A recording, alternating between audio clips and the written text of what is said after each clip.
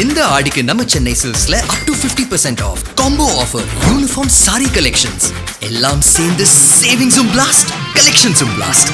நம்ம தி சென்னை சில்க்ஸ். தமிழ்நாட்டுல எல்லாமே சேஞ்ச் ஆயிடுச்சு. உங்க நகையையும் சேஞ்ச் பண்ணுங்க. உங்க பழைய நகைக்கு கிராமுக்கு 150 ரூபாய் கூடுதலா வாங்கி புது நகை எடுத்துக்கோங்க. அதே கம்மி சேதாரம் தான் உங்க லலிதால மட்டும்தான். கொரோனா காலம் தொடங்கிய நாள் முதல் தனது அன்றாட தேவைகளுக்காக பெறப்படும் யாசக பணத்தையும் தனது உழைப்பில் கிடைக்கும் சிறு சேமிப்பையும் தமிழக அரசின் நிவாரண நிதிக்காக தொடர்ந்து வழங்கி வருவதை வழக்கமாக கொண்டுள்ளார் முதியவர் கூல்பாண்டி.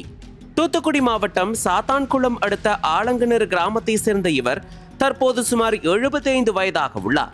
இளமை காலத்தில் சுமார் 30 ஆண்டுகள் மும்பையில் சலவை தொழில் செய்து குடும்பத்தை நடத்தி வந்தார். அங்கு 2800 மரக்கன்றுகளை நட்டு சமூக சேவையில் ஈடுபட்டார். மனைவி இறந்த பிறகு பிள்ளைகளை கரை சேர்த்து 2010ஆம் ஆண்டு முதல் தமிழகத்திற்கு வந்து முழுநேர யாசகராக மாறியுள்ளார். குடும்பத்தை பிரிந்து துறவரம் போன்ற வாழ்க்கை மேற்கொண்டு ஊராக சென்று யாசகம் பெற்று அதை பொது நலனுக்காக வழங்கி வருகிறார். இதுகுறித்து கூல்பாண்டி கூறுகையில், கடந்த காலங்களில் அரசு பள்ளிகளுக்கும் மாணவர்களின் நலனுக்காகவும் உதவிகளை செய்து வந்தேன். 400க்கும் மேற்பட்ட அரசு பள்ளிகளுக்கு நிதி உதவி அளித்துள்ளேன். தற்போது கொரோனா காலகட்டத்திற்கு பிந்திய சூழலில் தமிழ்நாடு முதலமைச்சர் நிவாரண நிதிக்கு என்னால் இயன்ற பங்களிப்பை தொடர்ந்து வழங்கி வருகிறேன். இதற்காக நான் யாசகம் ஏந்தினாலும் என் நாடும் மக்களும் நலமுடன் இருக்க வேண்டும் என்பதே என் எண்ணம் என்று நிகழ்ச்சியுடன் தெரிவித்தார். முதியவர் கூல்பாண்டியின் இந்த உன்னத சேவை ஒரு நாள் அல்லது ஒரு ஆண்டோடு நின்றுவிடவில்லை. கடந்த கால ஆட்சிகள் மற்றும் தற்போதைய ஆட்சி என அனைத்து காலங்களிலும் தனது பங்களிப்பை தொடர்ந்து வழங்கி வருகிறார். கடந்த கால ஆட்சி காலகட்டங்களில் சுமார் 1,60,00,000 ரூபாய் வரை தமிழ்நாடு முதலமைச்சர் நிவாரண நிதிக்கு இவர் பங்களிப்பாக வழங்கியுள்ளார்.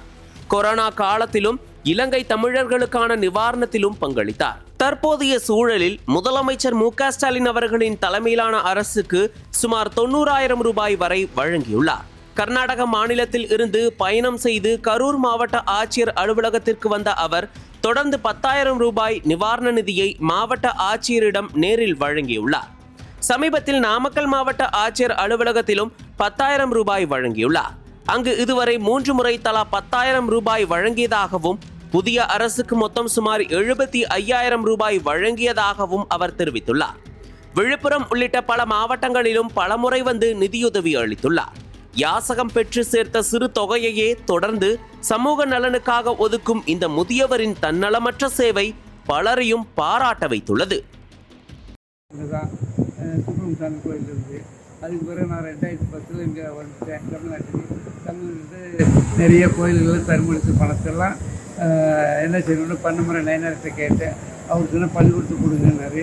அதுக்கப்புறம் பள்ளிக்கூடத்துக்கே கொடுத்துட்டு வந்தேன். கிட்டத்தட்ட 470 பள்ளிக்கூடத்துக்கு கொடுத்துட்டு வந்தேன். அதுக்கப்புறம் கொரோனா வந்தோடனே மதுரையில் செல்லூர் ராஜி சொன்னார் 2,000 ரூபா கொடுத்து வேணாம் கொரோனா நிதியே போடு அப்படின்னாரு. அது பிறகு எடப்பாடி ஆட்சியில் கொரோனா நிதியாக கொடுத்துட்டு இருந்தேன். அவர் ஆட்சியிலையும் ஸ்டாலின் ஆட்சியிலும் கிட்டத்தட்ட 1,60,00,000 ரூபா கொடுத்துட்டு. அதுக்கு பிறகு இப்போ தமிழ்நாட்டுக்கு இவர் விஜய் வந்திருக்காரு. இதுக்கெல்லாம் எல்லா துறையும் புதுசாக வந்திருக்கனால நிதி கொடுங்கன்னாரு. நான் பள்ளிக்கூடத்துக்கு கொடுக்குன்னு சொன்னாங்க. ஒரு 70 பள்ளிக்கூடத்துக்கு வாங்கி கொடுத்தேன். அதுக்கப்புறம் நிதி கொடுக்க ஆரம்பித்தேன். கிட்டத்தட்ட ஒரு 90,000 வரைக்கும் நிதி கொடுத்துருக்கேன். என் பேர் கூல்பாண்டியன், ஆலங்கநேறு, தமிழ்நாடு வளர்ச்சிக்காக. என் பேர் கூல்பாண்டியன், ஆலங்கநேறு, சாத்தாங்குளம் தாலுகா, தூத்துக்குடி மாவட்டம். இன்றைக்கி வந்து என்ன ஒரு கரூரில் மாவட்ட ஆட்சியர்கிட்ட வந்து 10,000 ரூபா கொடுக்கறதுக்காக வந்திருக்கேன். இதுமாரி ஒவ்வொரு மாவட்டத்துலையும் கொண்டு போய் கொடுப்பீங்க? ஒவ்வொரு மாவட்டத்துக்கும் கொடுத்துக்கிட்டே ஏற்கனவே எல்லா மாவட்டம் கொடுத்தாச்சு. பிபிஐ செட் பண்ணிட்டு வந்ததுனால இப்போ கிட்டத்தட்ட ஒரு 7 மாவட்டங்களுக்கு கொடுத்துட்டு வந்திருக்கேன்.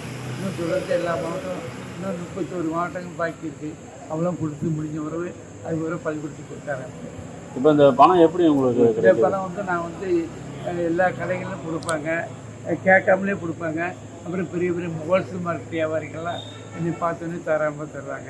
அதனால் கொடுத்த பணத்தெல்லாம் வாங்கி கொடுப்பேன். அதை வந்து இந்த பணம்லாம் பெங்களூர் போகும்போது பெங்களூர் கொஞ்சம் நிறைய கொடுத்தாங்க. அதனால் கிளாஸ் பாளையம் மார்க்கெட்டில் டீ கடை ராமதாஸ் சொன்னார், பணம் இருந்தால் கொரோனாக்கே தமிழ்நாட்டிலே கொடுங்க, தமிழ்நாட்டில் விழுப்புரம் எங்கள் சைடே கொடுங்க அப்படின்னாரு. அதனால் நான் நேற்று பெங்களூர்லேருந்து வந்தேன். இன்றைக்கி வந்து கரூர் மாவட்ட ஆட்சியர்கிட்ட 10,000 ரூபா கொடுத்துட்டு தான் வந்திருக்கேன். என் பேர் புல்பாண்டியன் ஓகே ஆலங்கிணறு. சரிங்க. எனக்கு ஆலங்கிணறு தூத்துக்குடி மாவட்டம் தாத்தாமன் தாலுகா புல்பாண்டியன் பேர் புல்பாண்டியன்.